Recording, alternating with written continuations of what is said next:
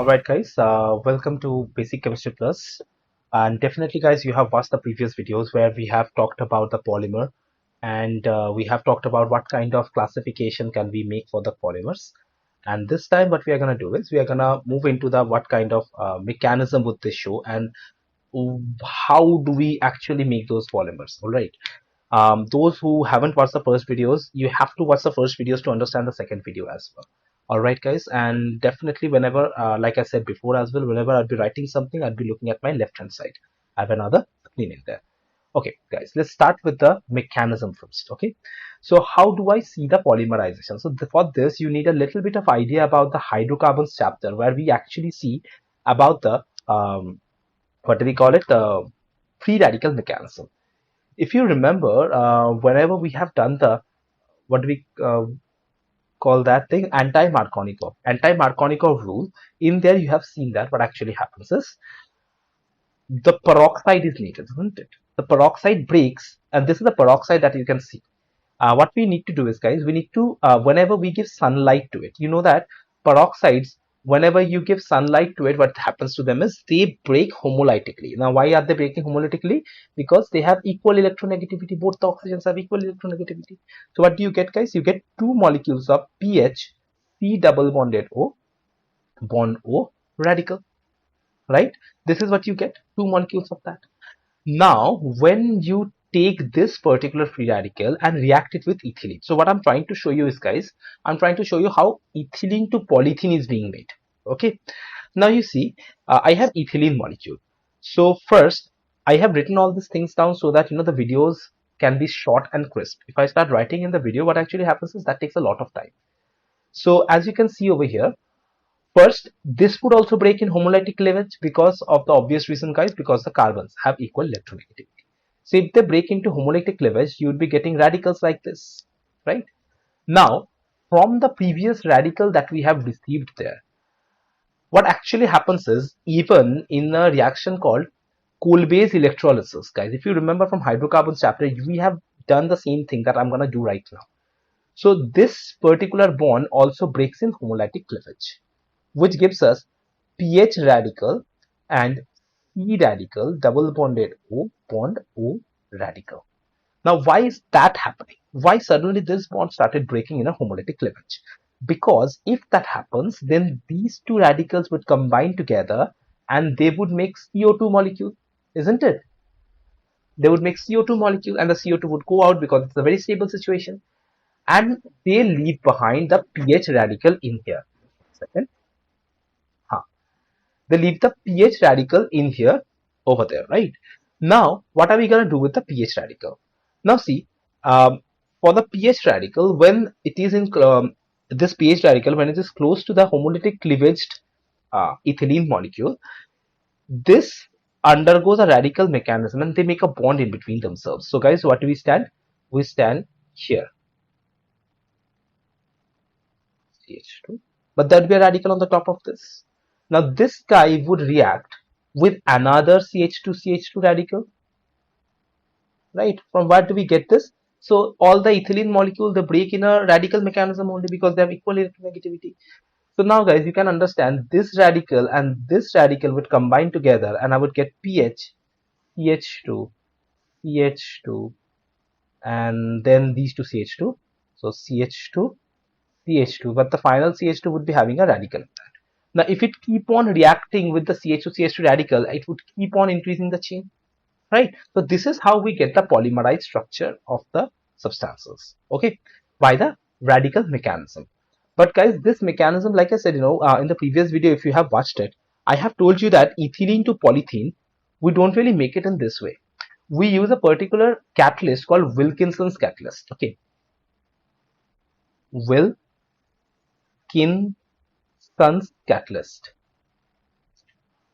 Remember this one because in 2017 JEE, they have given a list like match the following kind of a question, but they have given this question actually.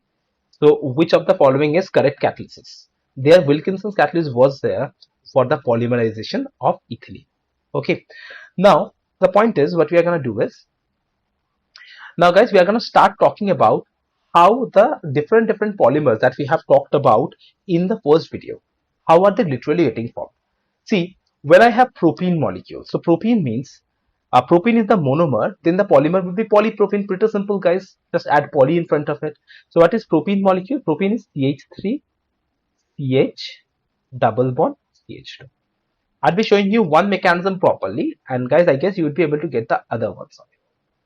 So first, to understand what is the mechanism, you have to write the molecule in a different way. Let me just increase the visibility a little bit. This works, right? So here what actually happens is, first you draw the CH3 on the bottom and then draw CH double bond CH2. Now what would happen if I draw it in this way? Have a look now. So this molecule would break into its radicals. This bond would break into its radicals, right? If it breaks into radicals, how are the radicals gonna look like? This and this, right? Now from this end and from this end, they would just keep on adding up. Like, let me show you one more. CH3, CH. I have drawn another radicalized propene molecule on the right hand side. So this would get connected with each other. And the left hand side as well, I can draw another radicalized propylene molecule. I guess, guys, you are getting the point over here, right? They would get connected together. So in this way, this polymerized chain would keep on going on. So what would be the polymerized structure of this? The polymerized structure would be CH3, CH, single bond CH2, which is gonna get repeated in both the directions. So this is the formula of polypropene. Now, you do go through that uses as well, guys. Over the uses, you can clearly see that it is being used for toys, pipe, and the ropes, these kind of things. Okay, now coming to the styrene. Styrene molecule, I told you guys, it is pH, CH, double bond CH2. So when an ethylene or the vinyl molecule is connected with the phenyl ring, that is called styrene molecule. Now again, guys, draw the phenyl ring at the bottom and then you draw it in this way. Okay, then what would happen, guys? Just the way we have done before, it would be getting polymerized in the same manner. So guys, what would be the formula of polypropylene, polystyrene then? This, like the way we have done before, polymerized structure. First they would break into radical and then they would just continue connecting from both the sides, right? So what all examples do I have? Again, guys, these are being used for toys. They are being used in insulators and radios. Give it a go. You know, all the uses are not really very easy to remember. I do know that. Just give it a go if you can remember them. Okay. Otherwise, no problem. Guys, coming to the next one, which is acrylonitrile. See, guys, in the place of pH, if you use cyanide, that would be acrylonitrile. So you draw the vinyl group. In there, what you have to do is you have to draw cyanide. This is acrylonitrile for us. So what would be the polymer of this? Polyacrylonitrile, right? Polyacrylonitrile.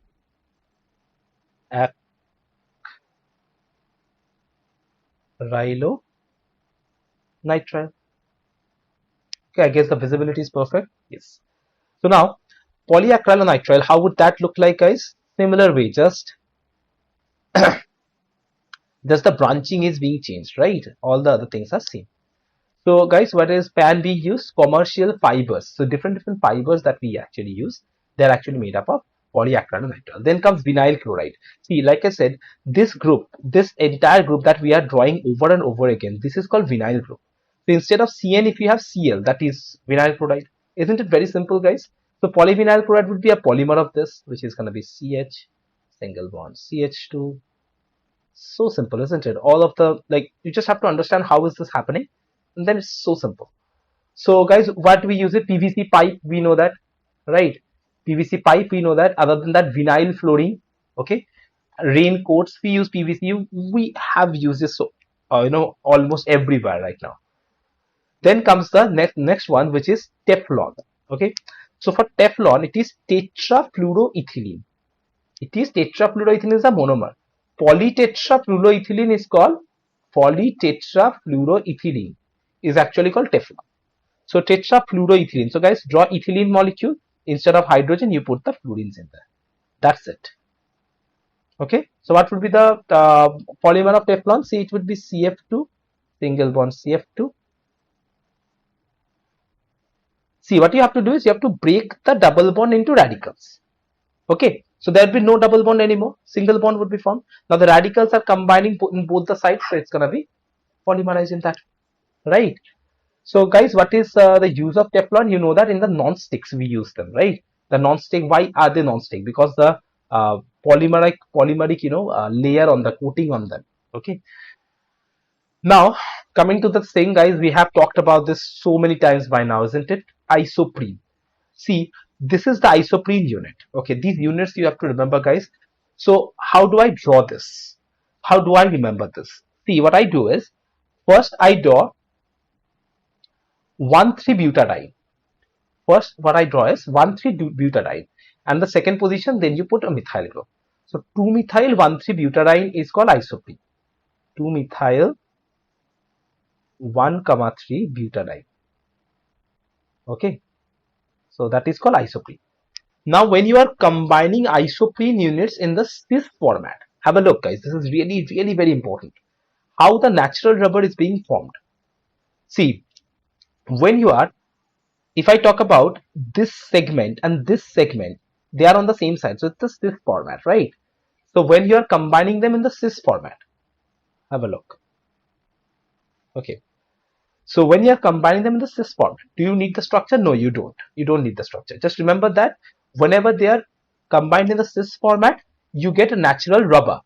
But if you combine them in the trans format, that means if I just rub this complete section from here, and instead if I add the hydrogen there and keep the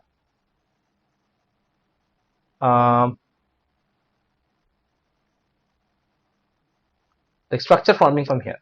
So you can see this segment and this segment are actually trans to each other, isn't it, this time? So it is a trans to each other. So this thing is called gatta parcha. Okay, G-U-T-T-A-P-E-R-C-H-A, gatta parcha. Okay, it sounds a little funny, I do know that. Okay, guys, rubber or latex, why we use it, right? Natural rubber. Now coming to the next one, which is chloroprene. I guess chloroprene is something, guys. You take isoprene unit. What was the isoprene unit? Now try it on your own. What was the isoprene unit? First draw the 1,3-butadiene segment. 1,3-butadiene segment. Then on that, what you have to do is, on the second position, you have to use a chlorine in this. Earlier it was a methyl group. When you are talking about isoprene, for chloroprene you have a chlorine in there. And again, guys, just make the polymer of this. You get neoprene from there. Okay. Now, neoprene is a polymer. So what do we use it, guys? Conveyor belts. Definitely you have been to airports. The conveyor belts that we see in there, which takes our luggages, right, from one place to another place. That is called actually conveyor belts. That is made up of neoprene. Other than that, guys, the escalator, when you are going up in the escalator, you have seen that rubber band, that is also made up of neoprene, which is a polymer of chloroprene, right? Now coming to the Buna S and Buna N. Do you remember, guys, under the section of copolymer we have learned it? I told you when two different substances are combining together, we get the monomer of it, right? See, 1,3-butadiene and styrene are the two substances which mix together, and because of the S of the styrene only, we call it Buna S. Now what is Buna S? 1,3-butadiene. I have drawn 1,3-butadiene, guys. I guess you can do that. And then I have drawn styrene. Styrene, I have already told you, when we have a pH ring. When we combine them together, we get the monomer of Buna S. So let's draw the monomer this time first. So guys, how do we draw it? First, you make one of them radical. Then you make this radical. So that the bonds are breaking by radical. And then you connect them together. Okay. So, just one second.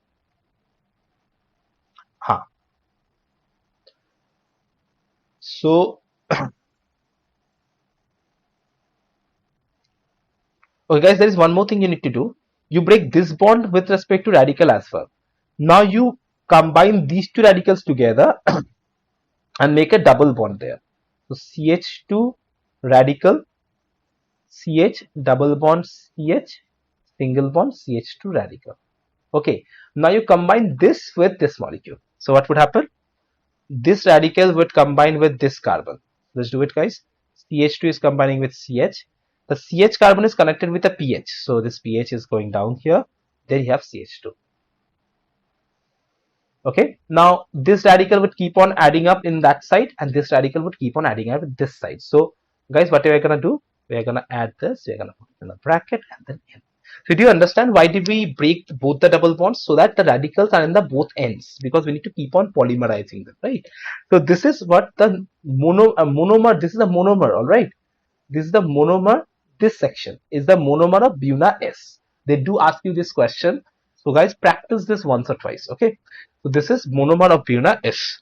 Similarly, if I talk about Buna M, so here what actually happens is instead of styrene, we have acrylonitrile. So everything is same, only we have a CN in here. So guys, let's draw it. Keep everything same. Only just put a CN in here. Okay, this is so. I think you do remember what was acrylonitrile with a cyanide connected with a vinyl group. That is called acrylonitrile, right? So this is the monomer. This segment that I have drawn, this is the monomer. So they might give you the what is the monomer, or which of the following is the monomer of Buna S, or which of the following is the monomer of Buna M. Make sure you don't miss them. So guys, where do we use it? The Buna S is being used in tires. Okay, I told you about the tires, isn't it? The artificial rubber and stuff. Footwear, all the chappals that we wear. Cable, they are actually made up of Buna S. Oil sheets are made up of Buna M. Alright. So guys, we'll be just keeping this video up to this. Okay. In the next video, we'll be talking about the condensation polymer. And most probably, guys, we'll be ending this entire video series in the next video only. Otherwise, I will just make one more extra video where I'll be keeping the the vulcanization, those kind of stuff in that part. Okay, so that would be it for today. This is the video, and guys, the next video link would be there in the description and the first comment. The previous video link would also be there in the first comment and the description. So do watch the videos in the proper order only. All right, so that would be it, guys. See you in the next video.